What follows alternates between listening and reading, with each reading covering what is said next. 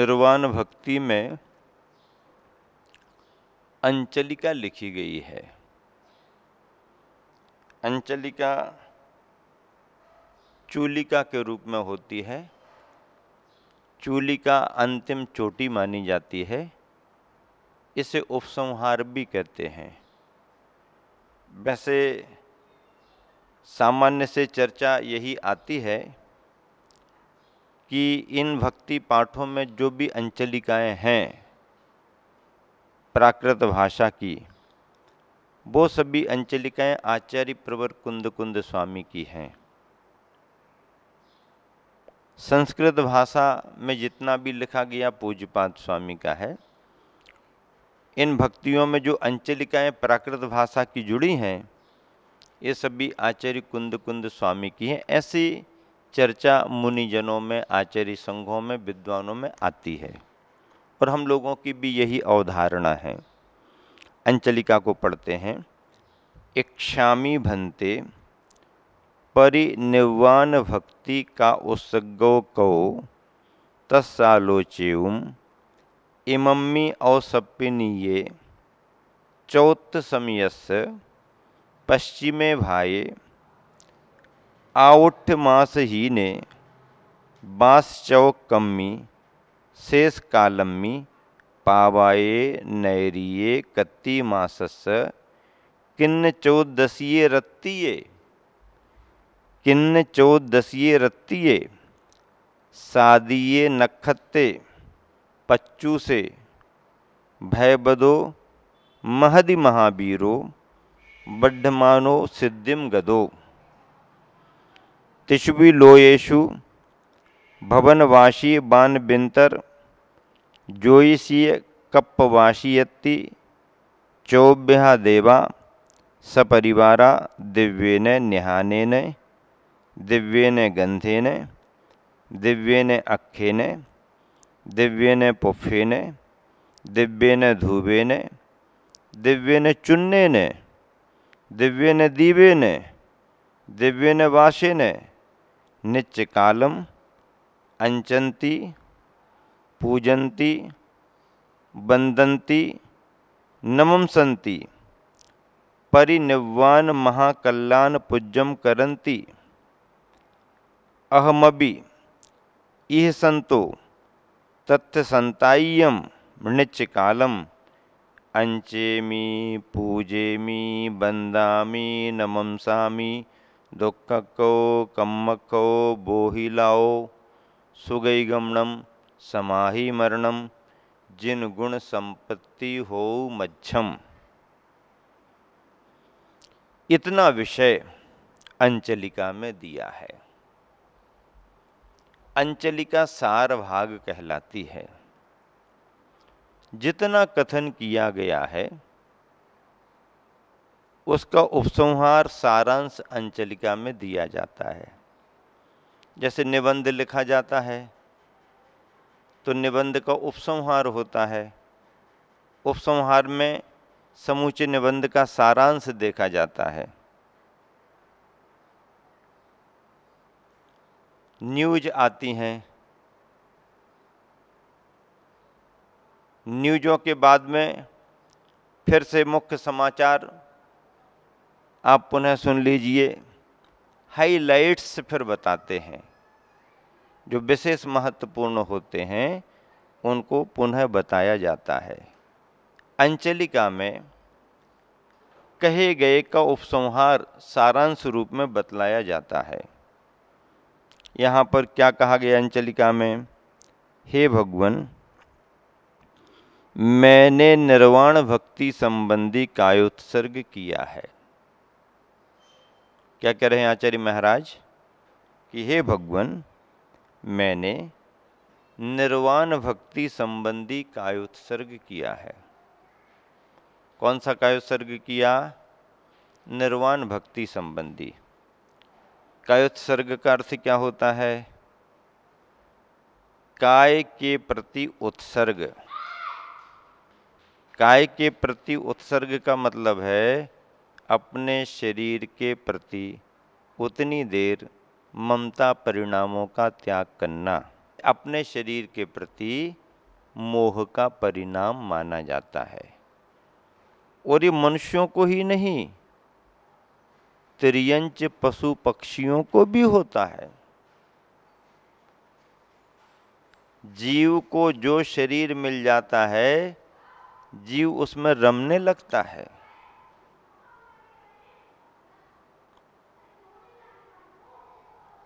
नरक एक ऐसा स्थान है कि उस नरक में कोई जाना नहीं चाहता, और नारकी बन गया तो हरदम वहां से निकलना चाहता है। ये नरक की स्थिति है। जाना भी नहीं चाहता और वहां से हरदम निकलना चाहता।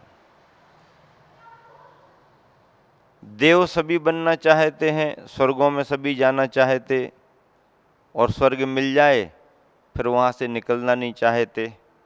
स्वर्ग मिल जाए तो फिर निकलना नहीं चाहते, वहीं रहना चाहते हैं, क्योंकि स्वर्ग में सुविधाएं हैं, वैभव हैं, वहीं रहने का मन होता है। तो स्वर्ग में सब जाना चाहते हैं, और स्वर्ग में सब जाना चाहते हैं, और स्वर्ग में यदि चले गए तो फिर वहां से निकलना नहीं चाहते। एक बात, मनुष्य भी सब बनना चाहते हैं, और मनुष्य बन गए तो फिर मनुष्य पर्याय भी छोड़ना नहीं चाहते। लेकिन तिर्यंच पर्याय के साथ में बड़ी दुविधा है। क्या दुविधा है? पहली बात तो तिर्यंच कोई बनना नहीं चाहता, कोई पशु पक्षी बनना नहीं चाहता, और यदि दुर्योग से बन गया तो उस पर्याय को पाकर के उसमें भी इतना मोहित हो जाता है कि वह उस पर्याय को फिर छोड़ना भी नहीं चाहता। इसलिए 4 गतियों में 2 गतियां शुभ हैं और 2 आयु भी शुभ हैं। मनुष्य आयु देवायु शुभ है, मनुष्य गति देवगति शुभ है। लेकिन नरक और त्रियंच में नरक गति भी अशुभ है और नरकायु भी अशुभ है। त्रियंच गति में त्रियंच गति अशुभ है, क्योंकि बनना नहीं चाहता कोई। त्रियंच गति अशुभ है, और बन जाए तो छोड़ना नहीं चाहता, इसलिए त्रियंच आयु शुभ मानी गई है। ऐसी काय को पाकर के सम्यक दर्शन की भावना में मोह के प्रति ममता का, काय के प्रति ममता का त्याग करना, शरीर के प्रति ममत्व भाव त्याग करना, इसका नाम कायोत्सर्ग है। और सबसे छोटा कायोत्सर्ग 9 बार नमोकार मंत्र पढ़ो, उसमें 27 श्वासोश्वास हो जाएंगे। यह सबसे छोटा कायोत्सर्ग है। 1 बार नमोकार मंत्र पढ़ो तो 3 कायोत्सर्ग होते हैं, 3 श्वासोश्वास होते हैं। कैसे 3 श्वासोश्वास होते हैं? नमो अरिहंतानम में लिया, नमो सिद्धानम में छोड़ दिया, नमो आयरियाणम में लिया, नमो वज्जायनम में छोड़ दिया, नमो लोए में लिया, सभ्य साहुणम में छोड़ दिया। 3 कायोत्सर्ग हो गए। 1 बार नमोकार मंत्र में 3 कायोत्सर्ग हो गए, तो 9 बार नमोकार मंत्र में 9 तिरी 27 कायोत्सर्ग हो जाते हैं। ऐसे कायोत्सर्ग की बात यहाँ पर की जा रही है।